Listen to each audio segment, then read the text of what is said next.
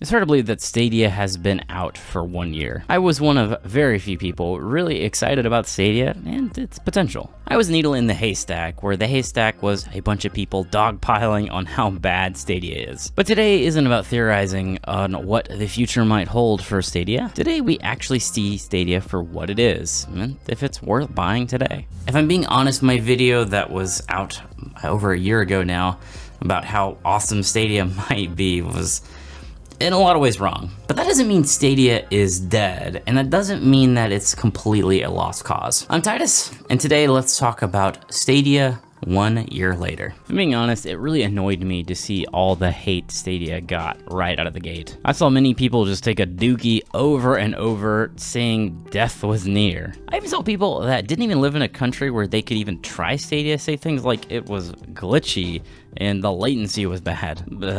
How could you know that? Now, some criticisms are fair. They're like the business model just isn't that compelling.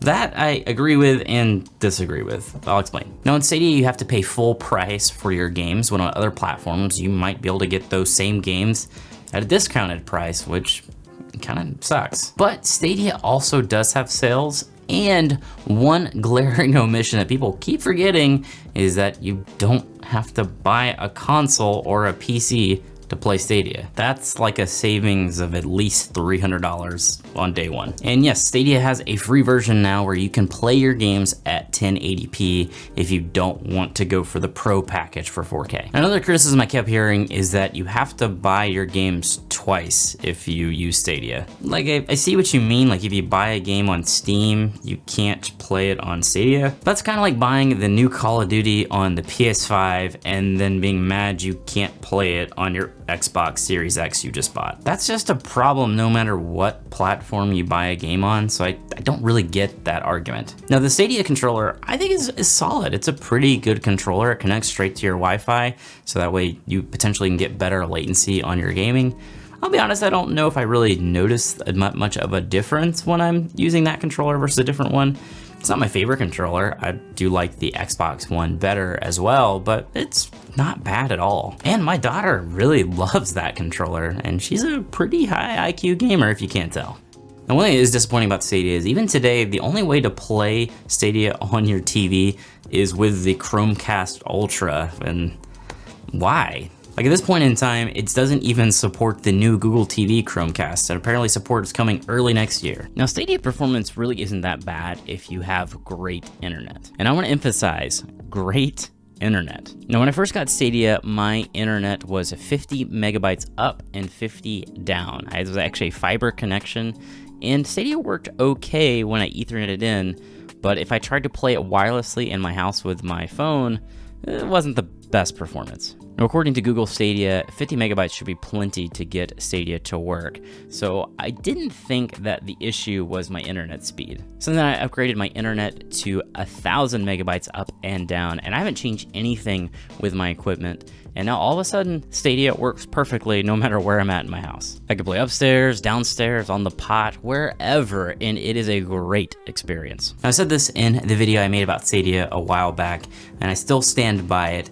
Whenever cell phone internet is excellent, cloud streaming gaming is going to be the way to go. But let's talk about Stadia Pro for a second, the $10 a month premium Stadia experience. That gets you 5.1 surround sound and up to 4K HDR, 60 frames per second gaming. The issue is that it sort of does, which is one of the reasons why Stadia has been criticized. Google claimed that Stadia was going to be very powerful and capable of doing this, but in actuality, it can't run a bunch of games at 4K 60 frames per second. According to the site StadiaGameDB.com, a lot of games run at less than 4K 60. Some games are even as bad as 1080p, which is pretty bad if you're forking over the $10 a month for Stadia Pro. And here are some examples. Dragon Ball Xenoverse and Final Fantasy 15 run at 1080p, 30 frames per second, ouch. Hitman World of Assassination, Darksiders, Genesis, Rage 2 run at 1080p, 60 frames per second. Now, to be fair, there are some that run at 4K 60, like Division 2 and Wolfenstein. But then there is the free and discounted games with Stadia Pro. Every month you get a couple of free games and some discounted games. Last month, I got,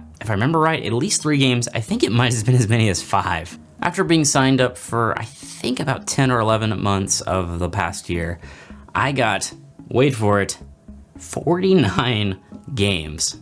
That's like 4 to 5 games a month, a few of which I actually want to play. The biggest issue I see with Stadia today is their game selection is not nearly as big as the competition out there. Now, every month they're releasing a handful of new games, but if you compare that to all of the hundreds of games that launch on Steam every month, it's just not really a comparison. If Stadia wants to be a viable alternative to Steam or to consoles, this has got to change. Or they need to go the Netflix route, sort of like Amazon Luna is doing, and give a good selection of games for one low monthly price. Or just do something to make Stadia interesting and worth a look. Maybe just give away a really popular game or something. The most exciting thing that I've seen Stadia do recently, and it's not even that exciting, is Ubisoft Plus is now available in Stadia. So for 15 bucks, you can get access to all of Ubisoft's games with Stadia. And that's cool and everything, but that's also available on your competition, Google. That's available on Amazon Luna. You can get Ubisoft Plus, or whatever they're calling it,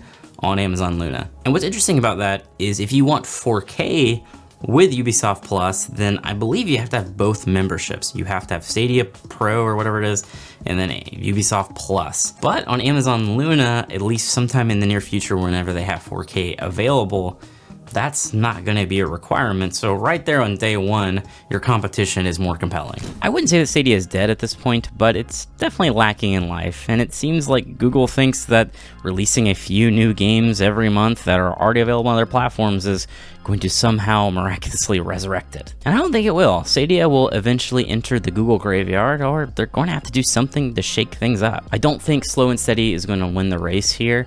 People want something that they can get excited about. But the biggest deal to me is still, why don't you have more games available? Why isn't every major third-party game available on Stadia today? That is going to kill you in the long run. It's not a viable alternative to PCs or consoles because the vast majority of games don't work on Stadia. I feel like Stadia was such a missed opportunity. This is why I was so excited about cloud gaming technologies, because you can do things with it that you just can't with console or PC. Imagine this, what if Google let people play games for free in literally seconds? Imagine you're watching a YouTube video and they're playing, I don't know, let's say No Man's Sky. And at the very bottom, it's like, hey, play this game right now. They click it and they're just playing the game, and it lets them play it for free for an hour. And at the end of the hour, it's like, hey, you wanna buy this game right now on Stadia? We'll give you a discount if you buy it right now. Or, hey, if you set up an account with us, a free account, we'll give you the game for free. Like, there's so many interesting things that they could have done with Stadia that a console flat out cannot do. Like, what is PlayStation supposed to do? Ship you for an hour, hey, you can play the PS5 for an hour, and if you pay this money, you can keep it. Like, you can't do it. Like, it's only possible with this new technology. Also, this one's pretty specific to me, but Google, why do I keep seeing ads for Stadia? You know more about me than just about anybody. How do you not know that I already have Stadia? I'm gonna be honest with you guys, I was wrong about Stadia in a lot of ways, but I still feel like cloud gaming is the ultimate future. Since Stadia has launched, we're now seeing many more players throw their hat into the ring, and whoever wins that race will be happy because they're gonna own the future of gaming. I thought that it might be Stadia, but right now, I don't see it, because Stadia isn't terrible, but it also isn't great. Thank you so much for watching. If you enjoyed this video, please drop a like and subscribe so you don't miss my future videos, and hit that bell. That way you're the first alerted of new videos. Thanks again for watching. I'm Titus, by the way, and I'll see you next time.